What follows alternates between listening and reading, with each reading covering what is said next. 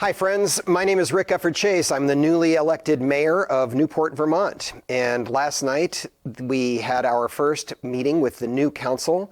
Council members were Kevin Charbonneau, Carter Finnegan, and Andrew Touchette, and then myself serving as mayor. And I'm going to continue the tradition that Mayor Linda Joy Sullivan created of checking in regularly through NEK-TV. And we'll call this show Newport Notes with Rick.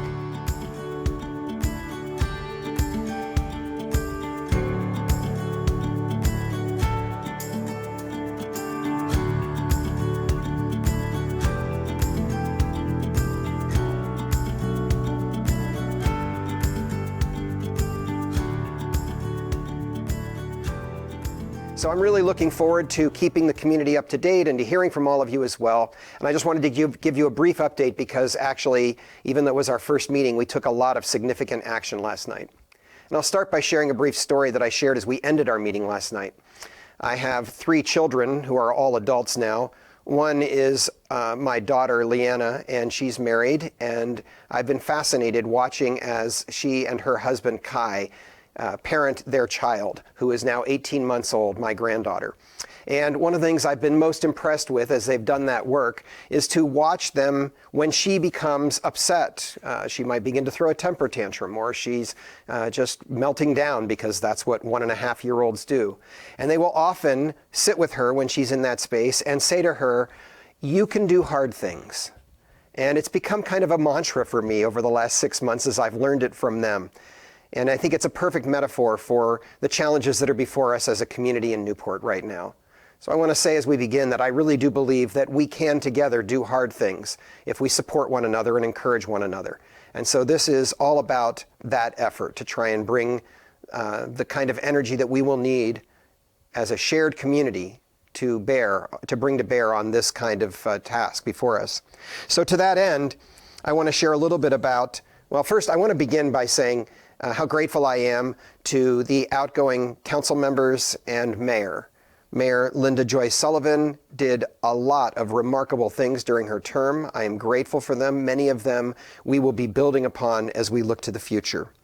And President Chris Vachon, who decided to step back and not run for re-election this term after, I believe it was 4 years in office, I think did a remarkably good job, at least during the time that I served with him. I found him to be a great colleague over the last year, and we've become good friends. And while I was sorry to see him step back, I appreciated his desire to spend time with his young children as well. And finally, Clark Curtis served for 2 terms, I believe it is, and chose to step back this time as well. And I had good experiences working with Clark on the council as well. So I'm grateful to the 3 of them for their service, even as we look to the future with this new council that began last night. So last night, the council really focused on getting to know one another, giving the community a sense of how we will try and do our work together, modeling the kind of openness and genuine spirit, kind of spirit of generosity that we would like to bring to this task. And then we focused very specifically on some big challenges that are before us. One of those challenges is the question of how we will manage the questions around water and sewer rates, and the deficit spending that's been taking place for a number of years now that have created, that deficit spending has created quite a hole in our community and in our budget. And so we've been working over the last year as a council to try and sort those questions out. I feel like I far better understand those questions now than I did a year ago. And to that end, we are going to create a task force. We're calling it a special task force on water and sewer. We created the task force last night. A week from now, we will be naming or appointing the members to that task force. It will be given a 6-month mandate to study matters regarding water and sewer and to advise the council on the best course of action moving forward. It will be made up mostly, if not entirely, of Newport taxpayers and ratepayers themselves.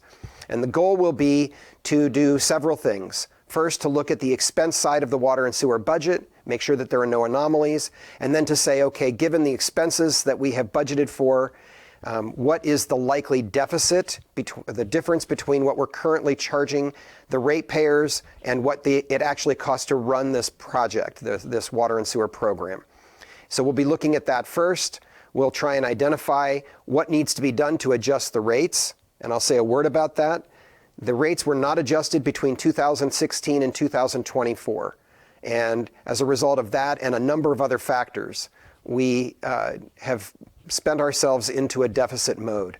And so we really do responsibly have to move forward to try and make sure that we are paying our bills as we go. So this task force will be looking at the most equitable way to adjust rates. It's confusing because there are metered properties out of our 1,900 out of our 1,900 residential and commercial users of water in the city. Only about 1,100 of them are on meters currently, and there are two different rate structures. And those rate structures are very challenging to figure out in a way that is fair as we look to this immediate crisis. So we are going to encourage our team to try and come up with the most fair recommendations that they can make to council, and we intend to try and act on those recommendations before the 1st of May, which is when we would need to set rates in order to adjust them for a change in the fall, which will impact our fiscal year 25-26. For those of you who don't know, the City of Newport operates on a fiscal budget that begins July 1st and runs through June 30th. So that's why we refer to fiscal year 25-26. So that group will do the work of advising us about the rates, and then their mandate will continue through the summer to try and study the question of how we actually continue and finish with the project of getting the meters put into all of the homes and all of the businesses in our community. This will make it easier 2-3 years down the road when we're successful to set rates fairly. And so we're still going to push on that question, and we're looking to this task force to help us do that. So that's the first special task force. The second special task force that we created last night, and we will be appointing to on Monday night next week, is a special task force for financial reporting and fiscal practices. This group will be tasked for the next 6 months with looking at how we create good financial reports for the council and mayor and for our department heads to be able to use, so that every month or every 2 months at least, we'll be able to look at our balance sheet in a way that is simple and clear and concise. We'll be able to see what would be in a for-profit business, a profit and loss statement. How are we doing against our budget for the year so far? And then finally, some kind of a cash flow projection, or we might call it a financial projection, so that we can look at how much we've spent to date and also how much we expect to spend based on new information from then through the end of the year. I've used this tool personally in all of the nonprofit organizations that I've directed over the years, and I have found it to be extremely useful. So we'll ask that group to look at how to create that kind of reporting for us. And then we'll ask them to move on to address the questions around how we can reestablish a cash reserve so that the city has some reserve to use when moments of crisis appear, or simply to manage cash flow. There was a time not that long ago when the city had a $1.5 million cash reserve, and that meant that it could manage its own cash flow most of the time. But that money has all been spent, and now we are living on a line of credit that our council was forced to extend to $2.8 million. We gave authorization to spend up to $2.8 million about 8 months ago. I want to be clear that we never actually fully extended the line of credit. I think it went as high as $2.4 million while I was on council last year, and then it has been spent down considerably since then, so that I think it's back down around $1.4, $1.5 million at the moment. But in any case, the way to manage our cash flow is to do everything we can to put that money where we can get it ourselves without having to borrow it and pay interest on it. Anyone with a household budget knows that if you live entirely on borrowed money, at the end of the day, it's not a sustainable solution. So the group will be looking at that. And then finally, we're going to ask this group to look at the question of how sinking funds have been used historically. Sinking funds are where the council works with the department heads to anticipate big capital expenditures, and then to put money aside in a particular fund year after year, so that when those big expenditures hit, it doesn't hurt because we've put the money aside already, and it's possible for us just to pull that money out of the sinking fund. There's been some practice of doing that in Newport in the past, but over the last number of years, money that was thought to be going into those sinking funds didn't actually get assigned to those funds. And so we're really having to take a close look at what we can do to reestablish sinking funds when it's appropriate to do so, and perhaps when it's not. And we'll ask this team, this special task force, to look at those questions and make recommendations over the next several months to the council as well.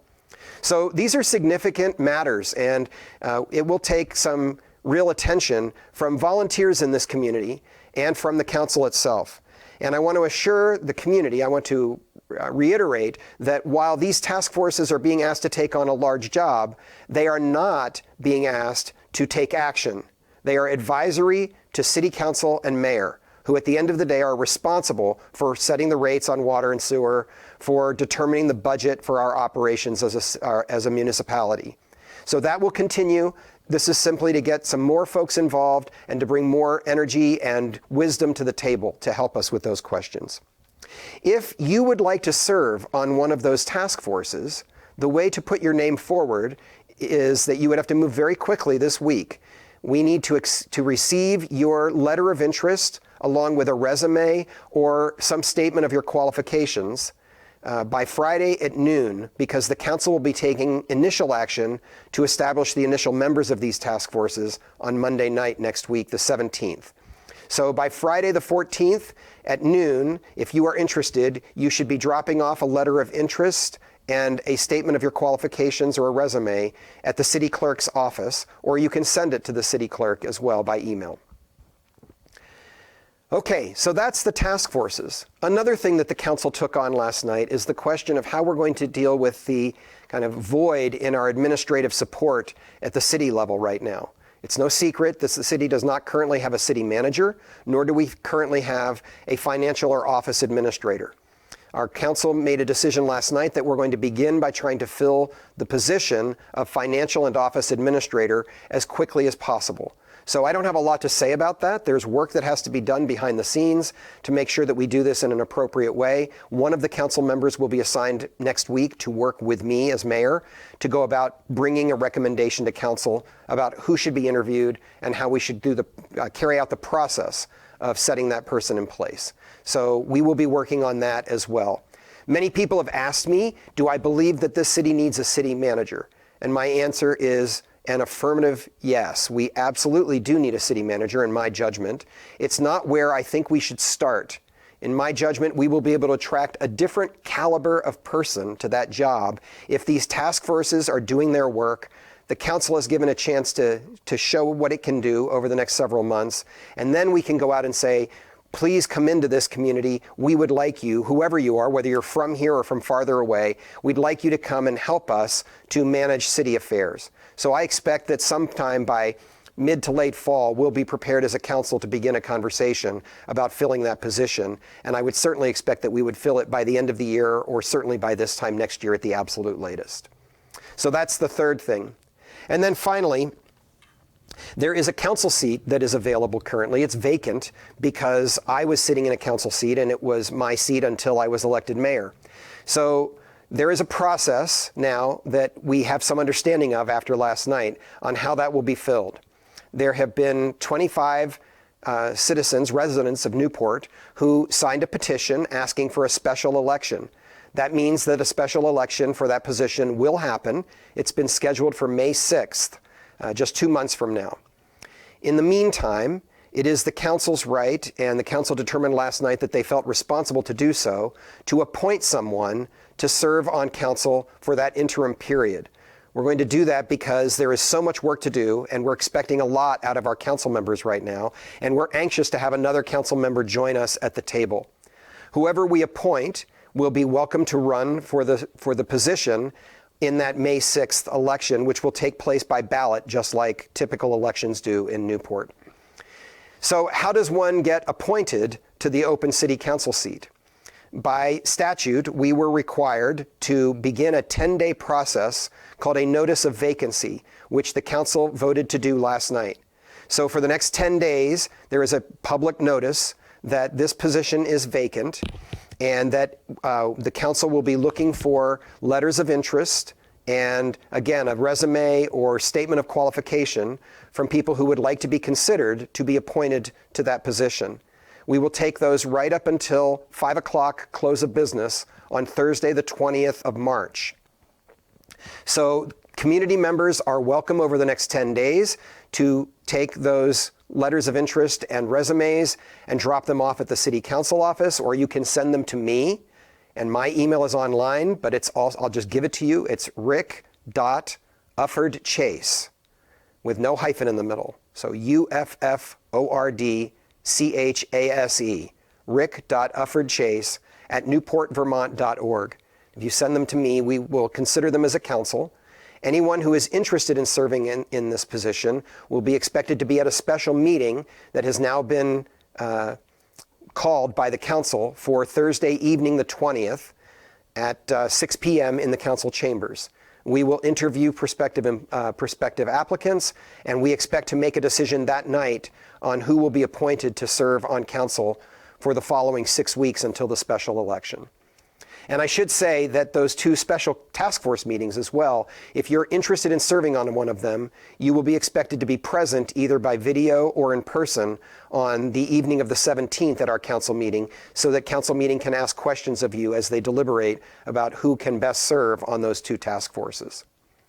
So I think I've covered all of my business from last night. I apologize for having so much and for having it be a little bit dry. And I look forward over the coming months to meeting with the public in person, but also using this tool that is provided by NEK-TV and that I think is just marvelous for our community to keep the community up to date on what our plans are. And I'll try and do that probably at least following each council meeting. I may do it more often if the situation seems to warrant it. And I expect, like Mayor Sullivan did, we will often bring folks in to meet with me and be a part of the conversation. So that's all today on Newport's Notes with Rick, and I look forward to the next time that we'll talk.